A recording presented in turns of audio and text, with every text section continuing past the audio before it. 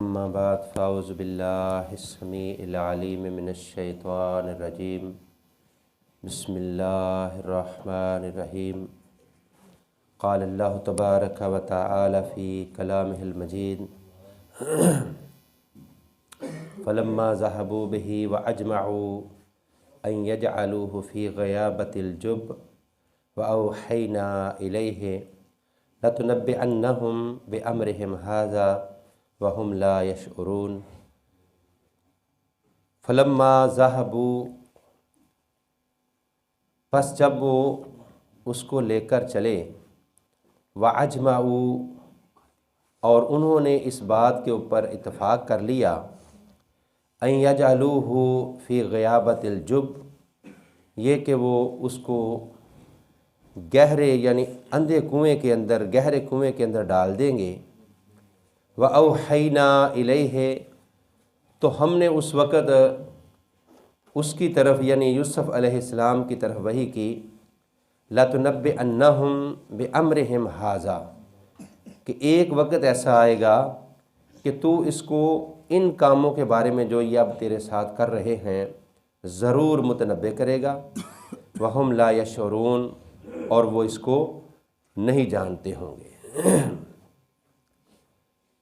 यूसुफ़ अलैहिस्सलाम के वाक़े के अंदर अल्लाह ने हमारे लिए बहुत सारे इसबाक रखे हैं, जैसा कि आप पहले समाअत कर चुके हैं। हसद, बुग़्ज़, कीना वग़ैरह ये दिल में ना रखना, और फिर इसके साथ साथ अल्लाह की तरफ ही जितने अमूर हैं, और गैब का इल्म ये ख़ास खुदाबंदी है। दीगर बाहर सूरत यूसुफ़ अलैहिस्सलाम के भाइयों ने बाप को इस बात पर आमादा कर लिया, ज़ोर डालकर, असरार के ज़रिए, या जैसे भी उन्होंने इस बात पर उनको आमादा कर लिया कि वो यूसुफ़ अलैहिस्सलाम को भाइयों के साथ भेजने के लिए तैयार हो गए। जब वो उसको लेकर चले, घर से निकले, तो कुएं के अंदर डालने तक जितना वाक़या रास्ते में हुआ है, ये मुफस्सिरीन के अपने अपने ख़यालात हैं, कई इसराइली रवायात हैं, लेकिन अल्लाह पाक ने उस बात का कुरान हकीम में कोई ज़िक्र नहीं किया।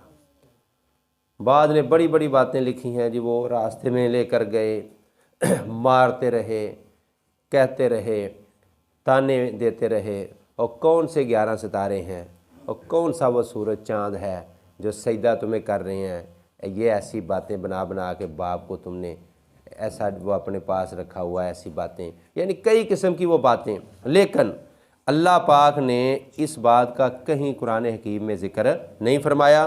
कुरान हकीम एक जामे किताब है, और ये वाक़या को बड़े इख्तिसार के साथ और बड़े जामे अंदाज के अंदर बयान करता है। अल्लाह फरमाते हैं, जब वो उसको लेकर चले तो उन्होंने अपने प्रोग्राम की तकमील की, उनको एक बाहर जाकर जंगल में गुमनाम कुएं के अंदर डाल दिया, और ऐसी जगह पर जहाँ से काफ़िले गुज़रते थे, उनका मेन मकसद ये था कि कोई काफ़िला आएगा और इसको उठाएगा और अपने साथ लेकर चला जाएगा। अल्लाह फरमाते हैं कि जब वो उसको कुएं के अंदर डाल रहे थे, हमने उस वक़्त अपने यूसुफ़ यानी नबी यूसुफ़ अलैहिस्सलाम की तरफ वही की। व औहैना इलैहि लतुनब्बिअन्नहुम बिअम्रिहिम, एक वक़्त ऐसा आएगा कि ए मेरे नबी यूसुफ़, आप इनको ये जो कुछ कर रहे हैं इस बारे में मुतनब्बे करेंगे, बताएंगे कि वो वक़्त याद करो जब तुमने अपने एक भाई को कुएं के अंदर डाला था। ये इशारा उस वक़्त की है, उस वक़्त की तरफ है कि जब यूसुफ़ अलैहिस्सलाम मिस्र के तख़्त पर होंगे, ये भाई गुर्बत और मस्कीनी की हालत में गल्ला लेने के लिए मिस्र के बादशाह के पास जाएंगे। इनको नहीं पता कि ये वही हमारा भाई है कि जिसको हमने अपने हाथों से कुएं के अंदर डाला था। अल्लाह, ये वो उस वक़्त की तरफ यहाँ इशारा हो रहा है। फात फरमाया लतुनब्बिअन्नहुम बिअम्रिहिम हाज़ा, इस काम के बारे में अब ये जो कर रहे हैं ना, तुम बताओगे इनको। और फिर वो वक़्त आया ना, वो इंशाल्लाह आगे चल के बयान करेंगे। जब ये पहुँचे तो यूसुफ़ अलैहिस्सलाम ने कहा, भी कितने भाई हो? उन्होंने कहा, जी हम भाई तो इस वक्त आपके पास 10 आए हैं, एक हमारा भाई कहीं रह गया था। तो फरमाया वो एक है तुम्हारा भाई, वो बिछड़ गया था, उसके साथ क्या मामला हुआ था? اس کو تم نے کسی وہ کنویں وغیرہ میں ڈالا یا قتل کرنے کا منصوبہ بنایا، اللہ کے نبی نے اس وقت ان کو یہ بات جتلائی جس کا یہاں ذکر ہو رہا ہے۔ اللہ کی شان ہے کہ اللہ پاک جو پروگرام اپنے انبیاء کو دیتے ہیں وہ بڑے مضبوط پروگرام ہوتے ہیں۔ بہر صورت وہ کنویں کے اندر ڈال کے آئے اور اللہ پاک فرماتے ہیں وَجَاءُوا أَبَاهُمْ عِشَاءً يَبْكُونَ، لیٹ آئے گھر میں، ذرا لیٹ، جلدی نہیں آئے۔ انہوں نے کہا کہ رات کا جب اندھیرا ہوگا اس وقت جائیں گے، کیونکہ رات کے اندھیرے کے اندر انسان کا رونا، پھر کئی ایسی باتیں ہوتی ہیں جو مخفی ہوتی ہیں، وہ اندھیرے میں وہ چھپ جاتی ہیں کئی ایسی چیزیں، تو رات کو جائیں گے۔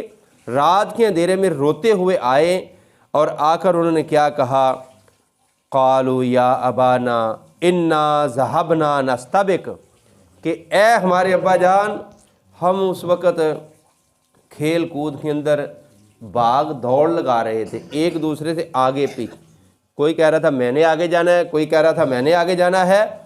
اور وَتَرَكْنَا يُوسُفَ عِنْدَ مَتَاعِنَا، یوسف کو ہم نے کہا تھا کہ یہ ہمارا جو سامان پڑا ہوا ہے نا، تم نے اس کے پاس بیٹھنا ہے، تم نے ادھر ادھر نہیں جانا، سامان کے پاس بیٹھنا ہے۔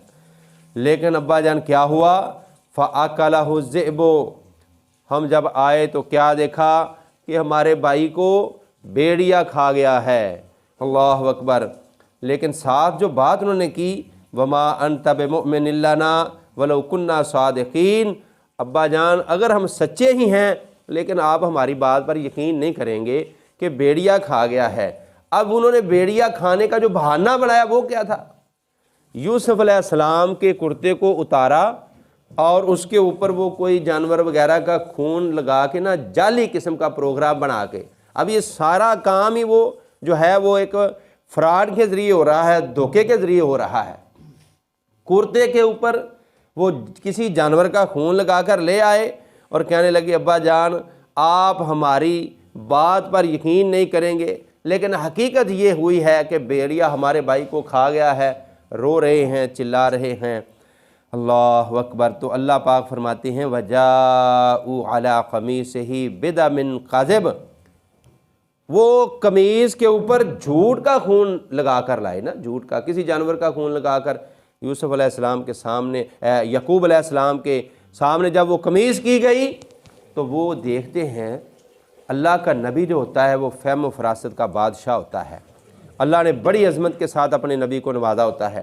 حضرت یعقوب علیہ السلام نے جب وہ کرتے کی کیفیت کو دیکھا، خون تو لگا ہوا ہے لیکن کہیں سے وہ پھٹا نہیں ہے، اور حیرت کے ساتھ وہ پوچھتے ہیں کہ بیٹو یہ تو بتلاؤ کہ اس بھیڑیے نے جب میرے یوسف کو کھایا تو اس نے کرتے کا اتنا احترام کیا کہ کرتا اس نے اتار لیا، اس کا کرتے کے اوپر کوئی زخم نہیں آیا، کہیں سے پھٹا نہیں ہے، کہیں سے اس کے اوپر کوئی پریشانی نہیں آئی، تو یوسف سارے کا سارا وہ کھا گیا ہے۔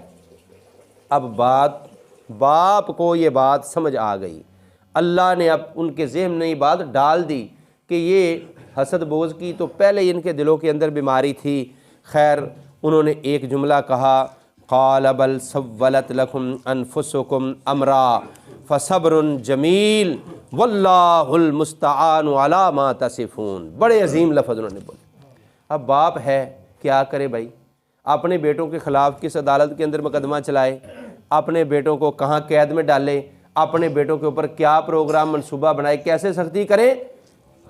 لیکن ایک جملہ بولا، کہنے لگے بیٹا یہ جو تم نے پروگرام بنایا ہے نا، یہ تمہارا اپنی جانوں کا، یعنی تمہارا اپنا ہی بنایا ہوا منصوبہ ہے، یہ میرے یوسف کے اوپر اللہ کی طرف سے کوئی ایسا پروگرام نہیں آیا۔ کہنے لگے لیکن میں ایک ہی بات کہتا ہوں، فصبر جمیل، میں اس کے اوپر صبر کرتا ہوں، صبر ہی اچھا ہے۔ اگلے جو جملے انہوں نے بولے ہیں وہ ہمارے لیے بڑے عظیم سبق کے حامل ہیں۔ واللہ المستعان علی ما تصفون، یہ جو کچھ ہوا ہے اس کے اوپر میں اپنے اللہ سے مدد مانگتا ہوں، اللہ سے مدد مانگتا ہوں۔ میرے بھائیوں، اس آیت مبارکہ سے ہمیں بڑا عظیم سبق ملتا ہے کہ دنیا کے اندر انسان کو پریشانیوں کا سامنا کرنا پڑتا ہے، غموں کے پہاڑ ٹوٹتے ہیں، مصائب و الم کی آندیاں اور اس کے جو ہیں وہ بڑے بڑے بادل چلتے ہیں، لیکن ان سارے معاملات میں جو اپنے اللہ سے مدد مانگتا ہے، عرش والا رب اس کی ضرور مدد کرتا ہے۔ واللہ المستعان علی ما تصفون۔ یہ نماز میں ہم پڑھتے ہیں نا ایاک نعبد و ایاک نستعین، کہ اللہ ہم تیری عبادت کرتے ہیں، تجھ سے ہی ہم مدد مانگتے ہیں، یہ نماز میں پڑھتے ہیں نا۔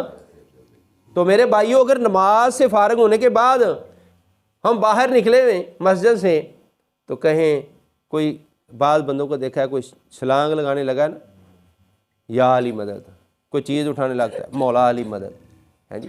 یہ اللہ کے جو بڑے بڑے شان والے عظمت والے بندے گزرے ہیں، جن میں حضرت علی بھی ایک شان والی ہستی ہے، مقام بڑا ہے اللہ نے دیا، لیکن ان کو مشکل کشا کہنا، ان کو حاجت روا کہنا، حضرت علی رضی اللہ تعالی عنہ سے مدد مانگنا مشکل وقت میں، یہ بہت بڑا گناہ کبیرہ ہے۔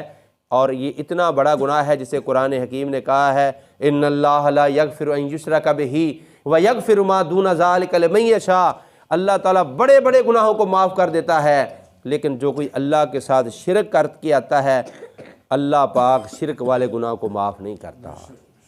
میرے بھائیوں، حضرت یعقوب علیہ السلام کے یہ جو الفاظ ہیں واللہ المستعان، میں اپنے اللہ سے مدد مانگتا ہوں، ہمیں بھی مشکلوں میں پریشانیوں میں اپنے اللہ سے مدد مانگنی چاہیے۔ اللہ کے نبیوں کا یہ مشن ہے، اللہ کے پیغمبروں کا، اللہ کے ولیوں کا یہ مشن ہے کہ وہ صرف اللہ سے مدد مانگا کرتے تھے۔ لیکن آج کل ہمارے معاشرے کے اندر یہ ایک سمجھ لیجئے کہ عقیدے کی خرابی آ گئی ہے۔ کوئی کہتا ہے یا علی مدد، کوئی کہتا ہے یا رسول اللہ مدد، کوئی کہتا ہے یا غوث مدد، کوئی کہتا ہے یا داتا مدد، کوئی کسی ولی کو پکار کے مدد مانگ رہا ہے، کوئی اللہ کے نبیوں کو پکار کے مدد مانگ رہا ہے۔ تو یہ سارے کا سارا بہت بڑا شرک ہے میرے بھائیوں، اس گناہ کو اللہ تعالیٰ معاف نہیں کرتے۔ تو ہم نماز میں جو پڑھتے ہیں نا ایاک نعبد و ایاک نستعین، ہمیں چاہیے کہ ہم اللہ سے وعدہ کرتے ہیں اللہ تجھ سے ہی مدد مانگوں گا، تیری عبادت کرتا ہوں، تجھ سے ہی مدد مانگوں گا۔ تو ہمیں بھائی باہر جا کر بھی نا، مسجد کے باہر جا کر بھی اپنے مشکل حالات میں بھی اپنے اللہ سے مدد مانگنی چاہیے۔ اتنی بڑی مشکل آئی حضرت یعقوب علیہ السلام پر، اتنی بڑی مشکل آئی کہ بیٹا جدا ہو گیا ہے اور اتنا بڑا یہ جو معاملہ کھڑا ہو گیا ہے، اپنے بیٹوں کو بھی کچھ نہیں کہہ سکتے، ان کو مار نہیں سکتے، ان کے اوپر کسی عدالت میں کیس نہیں چلا سکتے، آخر بیٹے ہیں۔